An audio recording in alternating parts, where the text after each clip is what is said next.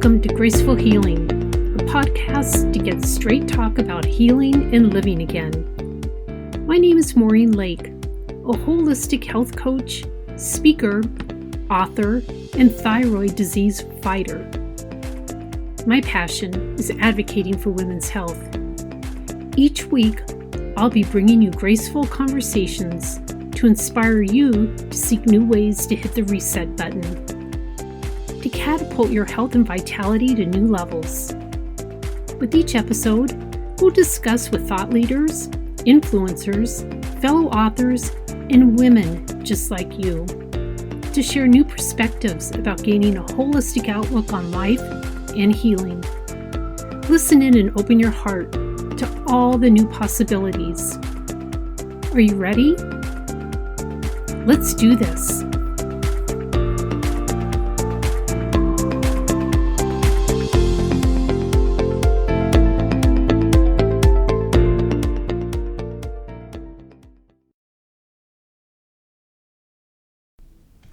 Hello, all my graceful friends, and welcome to Friday Feelings, a podcast about healing yourself and honoring your journey.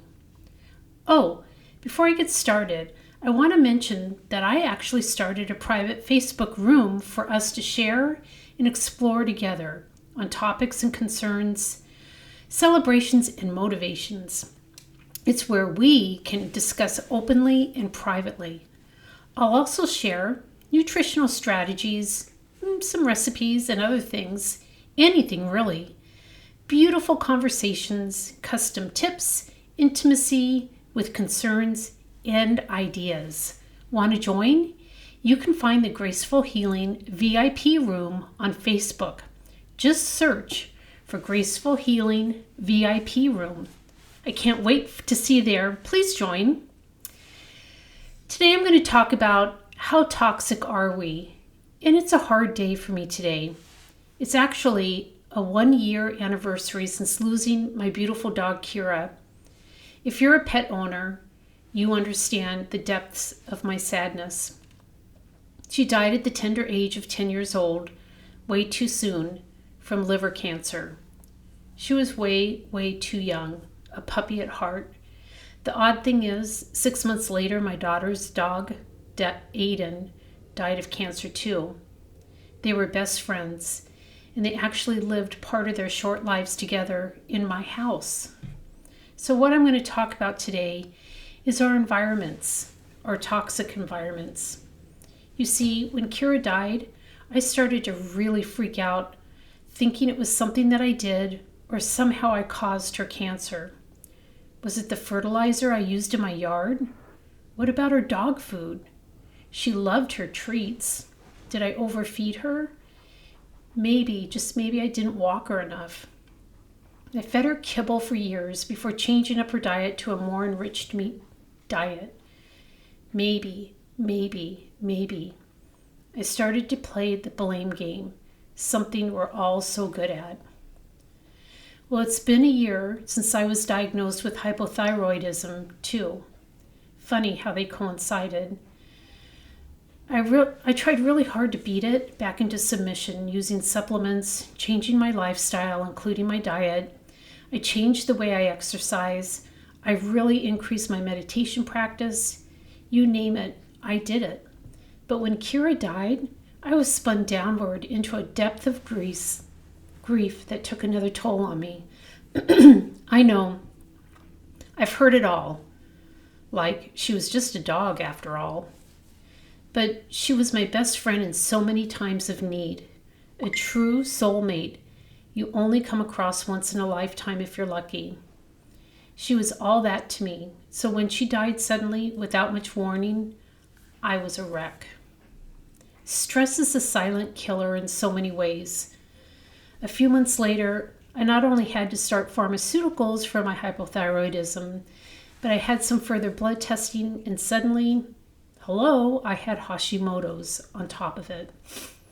Anyway, enough about me. This is about you and toxins, because when I went on a detective search to find if there was a reason why my best friend and her best friend contracted cancer, I came to understand the impact environmental triggers have on our life.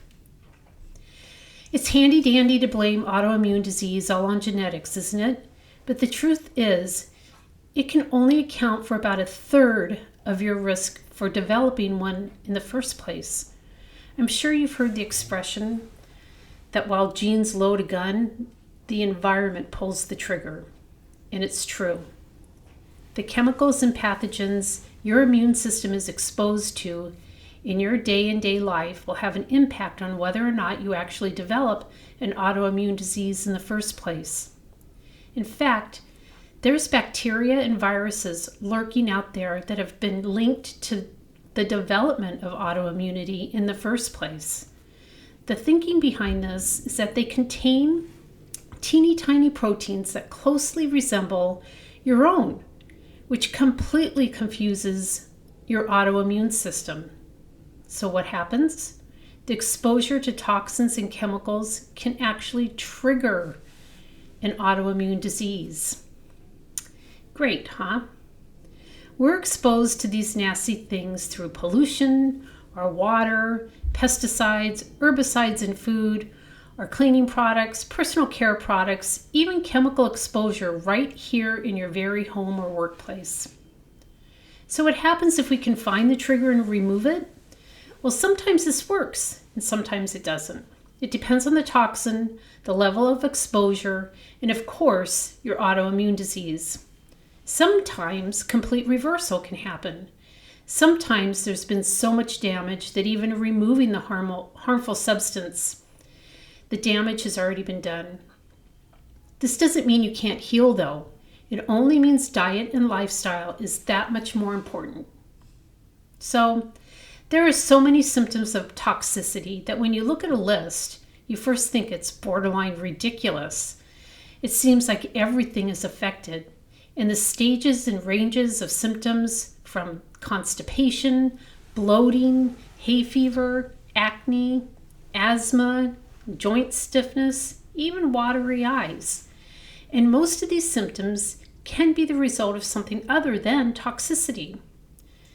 Every bodily system is affected in some way or another. The list isn't comprehensive, but here's a little sampling here. How many symptoms do you have? Hot flashes, frequent need to urinate, sneezing, gagging or need to clear your throat. Hello? Sweating excessively, canker sores, confusion, shortness of breath, watery eyes, being lethargic, hyperactivity, ringing in the ears or itchy ears, diarrhea or constipation. I mean, the list goes on. And you can think you might have a toxic overload just because you can identify with all of them or some of them. And some people do have these symptoms for other reasons, like diet, allergies, even anxiety. So basically, I made some changes at first, and over time did a complete revamp of my style of living for various reasons, including I needed to feel like I had a sense of control over my disease. I wanted the choice of whether to put a polluted product into my system or not. And because of that choice, I wanted to share some of the items that will continue to damage your body, your immune system, and affect your autoimmune disorder. It's really that black and white. Currently, there's over 80,000, yes, you heard me right, 80,000 different chemicals we come into contact with on a daily basis. And as women, we come into contact with even more because we use more products than men. So basically, from your teenage years on, you've likely applied hidden endocrine disorders to your body day after day, year after year. And one thing to keep in mind, which is pretty dang frightening, is that most of these chemicals haven't been evaluated for human safety. Yep, we're using products loaded with chemicals and they haven't even been evaluated. Chemicals on our skin, in our food, and in the air that we breathe. So on my website, I actually go through and I list some of these difficulties that people are having with endocrine disorders, PDBEs, which is the flame retardant that we find in so much of our household items today, including sleepwear and furniture. BPAs, the plastic that is definitely disrupting our hormone system. Parabens, which is in our food, our pharmaceuticals, and cosmetics. And you can get that list on my website at maureenlake.com. But I just want to finish up this short podcast here talking about two things called halogens. And halogens are essential for you to be aware of, not only for your thyroid health, but any autoimmune disorder that you might have. And those two are fluoride and bromine. These two halogens will actually compete with the iodine in your system. In fact, your thyroid treats them as if they're iodine. But what's the bottom line? The bottom line is that because they're competing, they cause death and inflammation of thyroid cells. That's the bottom line. And studies have shown that high exposure to both of these substances, fluoride and bromide, has a higher incidence of TPO antibodies, which is found in Hashimoto's. So it's kind of frightening, really, when you stop to think about it, that these two simple additives, which by the way are in just about everything, can be the tipping point for you getting Hashimoto's. Briefly, fluoride is in our water. It's in our toothpaste. It's in our black and red teas. It's in our Teflon pans. Our canned food items contain fluoride. Most supplements do, and most bottled beverages. Did you know that back in the early 1950s, fluoride was the drug of choice to treat hyperthyroidism? That was before they developed other drugs. And then they decided in the United States to start putting fluoride in our water around 1945. In about 2008, more than 72% of the U.S. population had fluoride drinking water running out of their taps. Now, if you contrast this to European countries, who, by the way, have rejected fluorinated water because they recognize the toxicity associated with it. So as I sit here kind of thinking about fluoride, I'm reminding myself how many fluoride treatments my own children had when they were growing up. I bought the system hook, line, and sinker. I never questioned why they needed it, especially why treating their baby teeth that were going to just fall out in a year or two. What was I thinking? And now when I look at my daughter's beautiful eyes, I often wonder if I played a role in her early onset hypothyroidism without even knowing the impact this treatment may have had on her development. Now we have water filters that we use for our drinking water, filters that eliminate fluoride from our system, even though we still pump it into our tap water. And if you're like me, you drink a lot of black tea. In fact, I kind of drink it all day long, or I did. The tea leaf gathers fluoride from the soil and from the pollution in our air. The longer the leaf stays on the tree, the more fluoride the blade holds. So, the healthiest way to keep your tea habit is to change from drinking black or red tea to white or herbal tea. Well, there's many ways to remove fluoride from your drinking water: reverse osmosis, special defluoridation filters, and even some use of some distilled water. And luckily, we can now get fluoride-free toothpaste. You can find it in just about any store now, including Whole Foods and Sprouts, or you can even make your own. But be aware, fluoride is a dangerous thing that is found everywhere. And not only is it harmful to your thyroid, if you have any autoimmune disorder at all, it's harmful for you as well. Now, bromine is another halogen that's found in all the flame retardant chemicals that we have in our household. It's actually found in a lot of baked goods, like bread products, even soft drinks and tea. And of course, it's loaded in our plastics. It's been known to cause autoimmune disorders, and it's almost impossible to avoid. All you can try to do is limit your exposure. So try to eat organic foods whenever possible, and wash them long and wash them hard to minimize your pesticide exposure. And yes, try to always eat and drink from a glass or ceramic dish and or a bottle.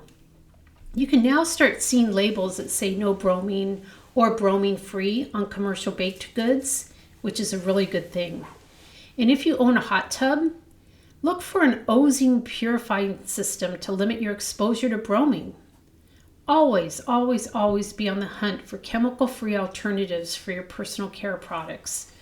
Just remember, what goes on you goes in you. And if you're ever in doubt, leave it out. If you're not sure about a product, follow your gut instinct. The bottom line is that hormone disruptors can affect you, your autoimmune disorder, and your thyroid. There are tons of other things that you can do, including changing your makeup. Try one of the new beautiful companies that are out there like Beauty Counter or Juice Beauty that offer fragrance-free and perfume-free alternatives. They really do make a difference, not only in your skin, but they'll also make a difference in your health. So just ever so quickly, there's such a strong link between infections and autoimmune disease also that I just have to touch upon this because there's so many infections that are in our environment. Actually, you could do a whole nother podcast just on this topic, but I wanted to share a couple of really common ones with you to be aware of.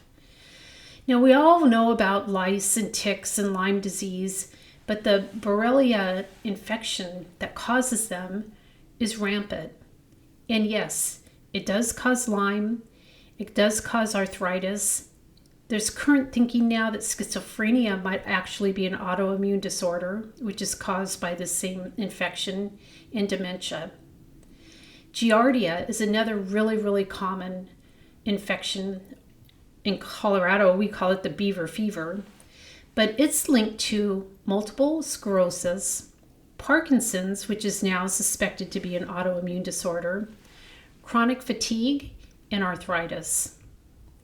Herpes, again, extremely common infection related to onset of lupus and Guillain-Barré disease.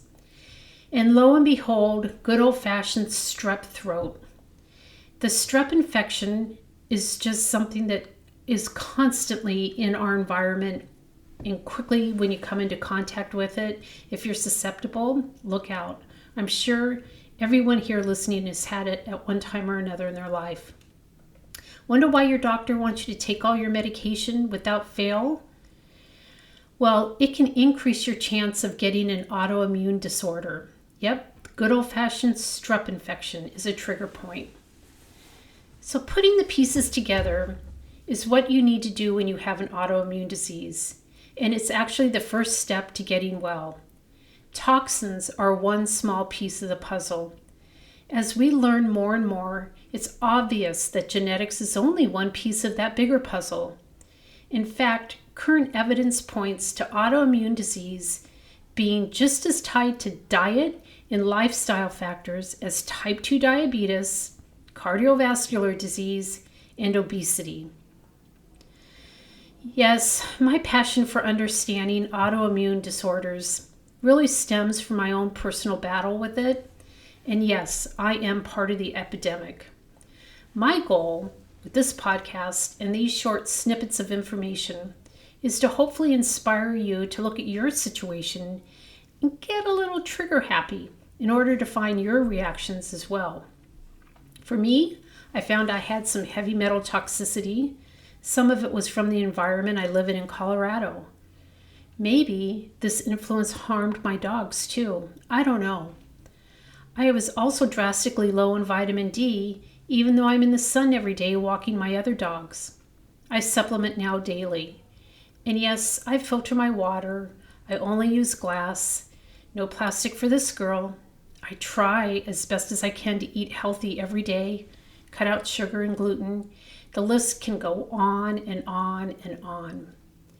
And the truth of the matter, except for minor setbacks, these things are really easy to change. It's our environment that's not so easy, is it? It's not really in our control unless we work to change regulations, which is entirely another topic altogether. So stay strong, graceful girls. Share with me. I want to hear from you.